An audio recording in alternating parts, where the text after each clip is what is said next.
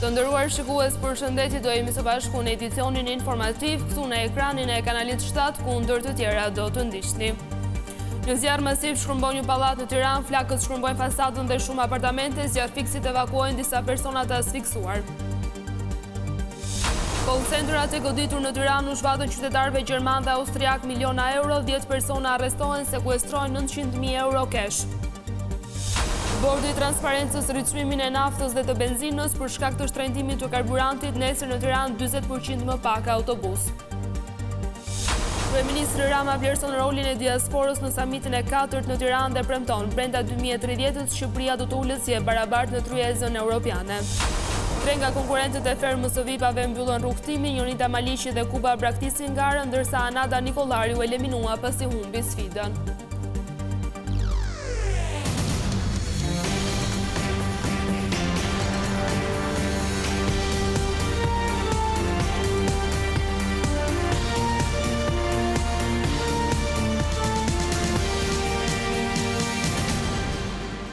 Vjojmë gjërësisht me lajmet. Një pallat shumë katësh është djegur pas ditën e kësaj të martë në Tiranë.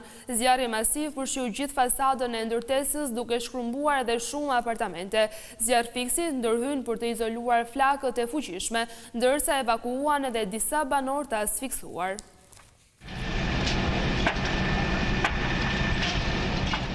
Një zjarr masiv ka përfshirë një pallat që është pjesë e një kompleksi ndërtimi pranë farmacisë 10 në Tiranë.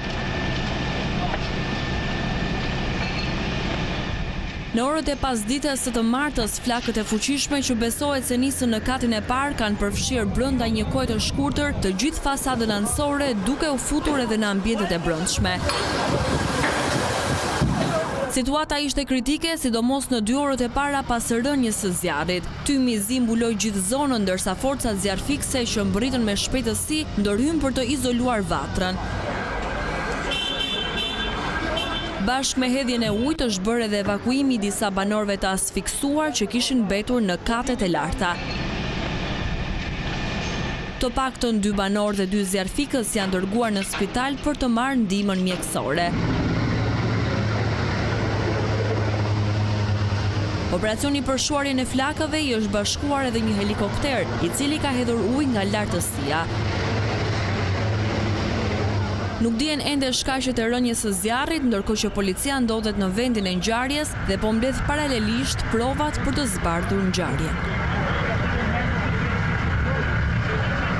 Goditja e call centerave në Tiranë u bë me kërkesë të autoriteteve gjermane dhe austriake, pasi qytetarët e 2 vendeve kishin rënë prej mashtrimeve. Deri tani janë arrestuar 10 persona, ndërsa janë sekuestruar afro 900.000 euro kesh. Pikërisht në këtë godinë në qendër të Tiranës ushtronte veprimtarinë një call center, i cili prej vitesh kishte zhvatur mijëra qytetarë të Bashkimit Evropian, duke detyruar autoritetet austriake të nisnin hetimet. Ata vunë në lëvizje policinë dhe prokurorinë shqiptare, të cilat mbrëmjen e së hënës goditën 12 ambiente call centerash, 2 prej të cilëve ndodheshin në zonën e liçenit të Tha dhe një tjetër në qendër të Tiranës. Gjatë operacionit janë vënë në pranga 10 persona dhe janë shpallur në kërkim 4 të tjerë. Organi akuzës dhe krimi kibernetik kanë prova që tregojnë se këto qendra kanë arritur që të mashtrojnë dhe të zhvatin mijëra qytetarë austriak dhe gjerman. Në pranga kanë përfunduar Kristian Buda, Benard Biba, Kleidi Dyrma, Emma Taib dhe Eno Hana. Po ashtu janë sekuestruar afro 900.000 euro, 443 kompjuter, 238 celular, 6 laptop dhe pajisje të tjera. Gjithashtu gjatë kontrollit u gjetën mbi 80 persona që punojnë si operator, të cilët janë marrë në pyetje. Bordi i transparencës rriti këtë të martë çmimin e naftës në vend, duke e çuar në 215 lekë për litër nga 209 lekë që ishte. Pra në pikat e karburanteve, nafta do të kushtoj 6 lekë më shumë deri në mbledhjen e radhës të bordit.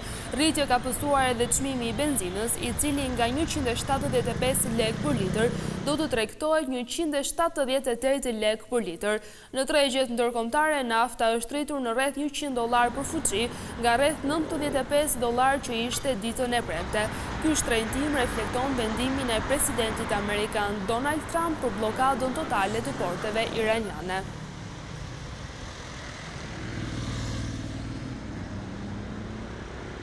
Ndërkohë nga kjo e mërkur do të ketë më pak autobus në qarkullim. Shoqatat e transportit njoftuan se numri i mjeteve do të reduktohet me 40% si një masë e marrë për shkak të shtrentimit të çmimit të naftës dhe kostove të shtuara për operatorët.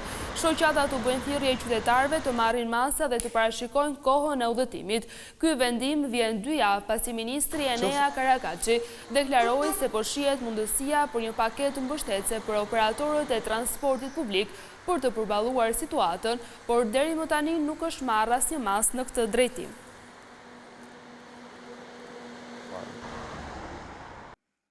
Ministrat e jashtëm të rajonit dhe politikanë të lartë rënë dakord të koordinojnë punën në funksion të diasporës. Vëmendje e veçantë sipas tyre i duhet kushtuar gjuhës, arsimit dhe bashkëpunimit ekonomik.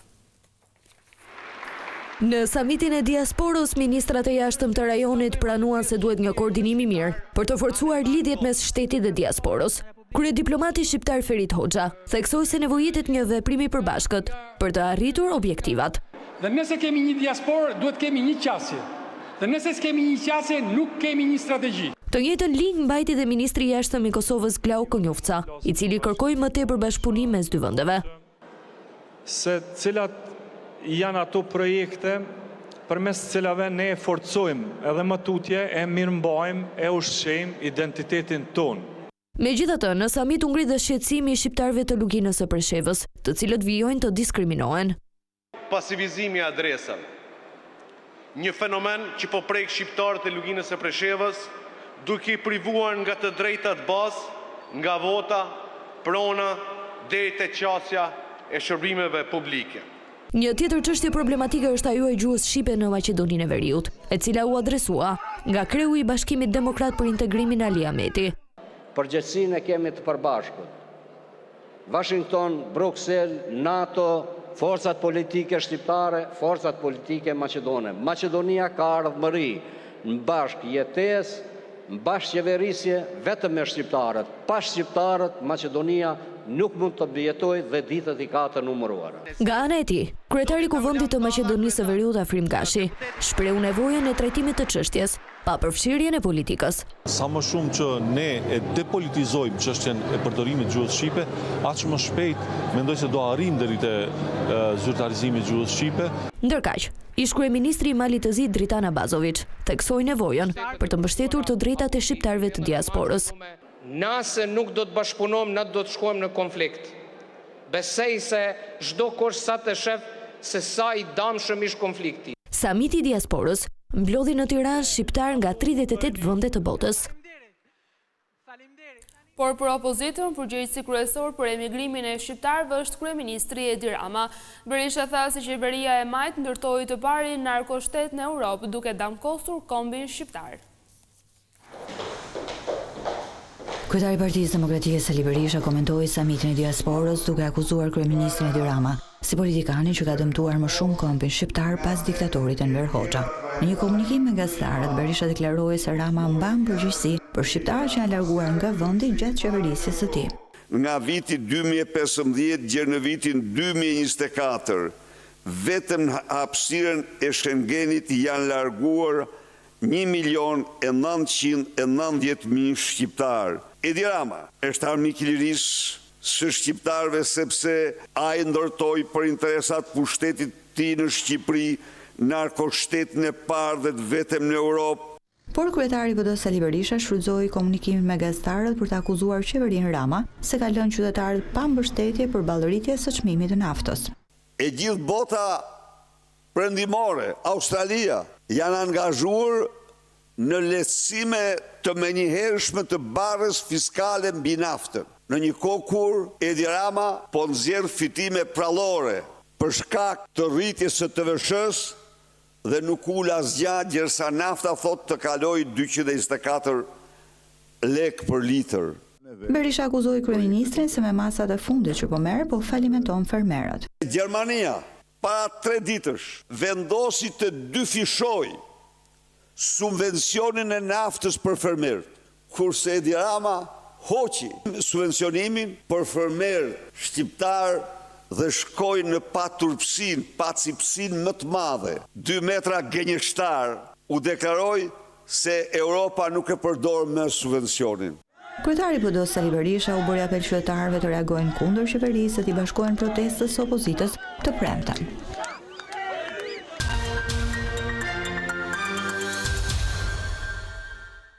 Tre konkurrentë mbyllën rrugtimin në ferma VIP mbrëmjen e të hënës. Jonida Maliqi dhe Kuba braktisën garën, ndërsa Anada Nikolari u eliminua pas humbjes së sfidës. Spektakli ishte i mbushur me sfida të vështira të vendosura nga Agaj. Vita Productions prezanton edicionin e 3 të Ferma VIP. Mbrëmja e 6 të spektaklit Ferma VIP u karakterizua nga zhvillime të papritura, vendime të forta dhe dinamika që ndryshuan në rrjedhën e lojës. Pra e nisi me largimin e këngëtarit Kuba, një vendim i menduar prej disa ditësh, i cili erdhi pas kërkesës së tij për të ndërprer eksperiencën në fermë. Por surprizat nuk u ndalën këtu. Me njëherë pas mbylljes së spektaklit, edhe këngëtarja Jonida Maliqi vendosi të largohej nga gara, në mënyrë të menjëhershme. Në vijim loja mori një kthes të fortë me shpalljen e fermeres së preferuar, Mimosës, nga televotimi i hapur ditën e premte. Mimoza! Si rezultat, Moza i shpëtoi përfshirjes në sfidë, ndërsa pjesa tjetër e vajzave u përballën në një nga provat më të vështira të spektaklit. 8 konkurrentë u vënë përballë një sfide ekstreme, mbajtjen e gjarprimve. Në grupin e parë, Fabiola u dorëzua e para, ndërsa Malbora nuk arriti të përfundonte të 3 raundet. Sara dhe Gresa treguan qëndrueshmëri duke u shpallur fituese. Në grupin e dytë, Romiri, Iliri dhe Dona ja dolën të përfundonin sfidën me sukses, por ishte Anada ajo e cila u dorëzua në minutat e para. Si pasoj, në televotim shkuan Anada, Fabiola dhe Malbora, fatin e të cilave e kishte në dorë publiku. Në fund të mbrëmjes ishte Anada Nikolari, ajo e cila u eliminua nga gara, duke hequr dorë nga çmimi i madh prej 200.000 eurosh. Paralelisht me tensionin e garës, produksioni solli edhe element të ri në fermë. 2 hyrje të reja shtuan dinamikat e lojës. Një nga momentet më emocionale të mbrëmjes ishte surpriza për Mimoza Ahmetin. Agaj i dhuroi një mini bibliotek pranë krevatit, një gest që preku poeten e cila u shpreh se ishte hera e parë që qëndronte kaq gjatë larg librave. Ndërkohë përditshmëria në fermë vijon të prodhoi përplasje. Debatet për ndarjen e punëve kanë krijuar tensione mes fermerëve, ku disa prej tyre kanë shprehur pakënaqësi për angazhimin e të tjerëve. Në një tjetër linjë narrative duket se po lind një afrim mes Indrit dhe Vanesës. Edhe pse kjo e fundit ka deklaruar një lidhje jashtë, ajo nuk e ka mohuar plotësisht një tërheqje ndaj Indrit, ndërsa fermeri ka shprehur hapur pëlqimin e tij. Një mbrëmje e mbushur me largime, sfida të forta, por edhe zhvillime emocionale që konfirmojnë edhe një herë se Ferma VIP vijon të mbetet një nga formatet më dinamike dhe më të paparashikueshme.